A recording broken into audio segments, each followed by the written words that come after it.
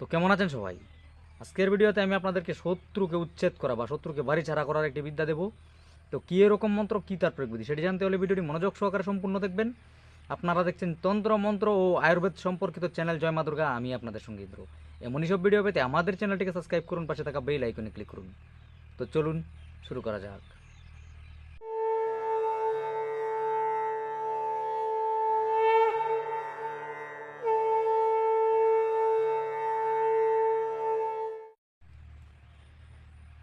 এই বিদ্যা অ্যাপ্লাই করতে গেলে সর্বপ্রথমে যে কাজটি করবেন, এই শিমুলের চারা দেখে রাখবেন ছোটো দেখে। অমাবস্যার দিন সকালবেলা গিয়ে ওই চারাটি তুলে নিয়ে আসবেন, মূলটা নিয়ে আসবেন, বাকিটা কেটে ফেলে দিবেন। তারপর করবেন কি, রাত্রিবেলা আপনি শ্মশানে গিয়ে ওই অমাবস্যা রাত্রে এক টুকরো কয়লা নিয়ে আসবেন। তারপর করবেন কি, বাজার থেকে আগে থেকে আপনি একটি ছোটো শালু, কালো শালু জোগাড় করে রাখবেন। এতটুকু সাইজের হলে হয়ে যাবে, মানে চার কোনা যেন হয়, এতটুকু হলেই হয়ে যাবে, রুমাল সাইজের ছোটো।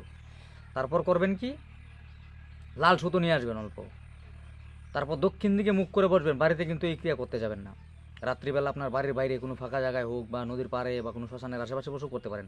দক্ষিণ দিকে মুখ করে বসে আপনি ওই আপনার আঙ্গুলে এক গাঁট পরিমাণ এতটুক শিমুলের মূল দিবেন ওই কালো শালুতে, আর অল্প শ্মশানের কয়লা দেওয়ার পর মন্ত্রটি একবার বলবেন, একটা করে ফু দিবেন। এইভাবে 108 বার মন্ত্র বলে 108টি ফু দিবেন ওই দ্রব্যে। দেওয়ার পর ওটাকে একটা পুটুলি বাঁধবেন, ওটা লাল সুতা দিয়ে বাঁধবেন, কালো শালুতে লাল সুতা দিয়ে বাঁধবেন।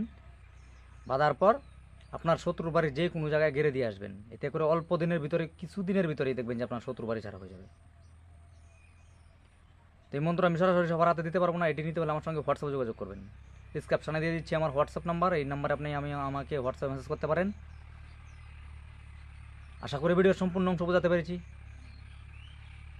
সম্পূর্ণ নিয়ম দিলাম না বলে লাইক করতে বলবো না। তবু যদি আপনার ভিডিওটি ভালো লাগে, একটি লাইক করে যাবেন, কমেন্টে আপনার মতামত জানাতে পারেন। এই তথ্য আপনার আশেপাশে জানানোর জন্য তা শেয়ার করতে পারেন। দেখা হচ্ছে আগামী পর্বে, ততক্ষণের জন্য ভালো থাকবেন। ধন্যবাদ।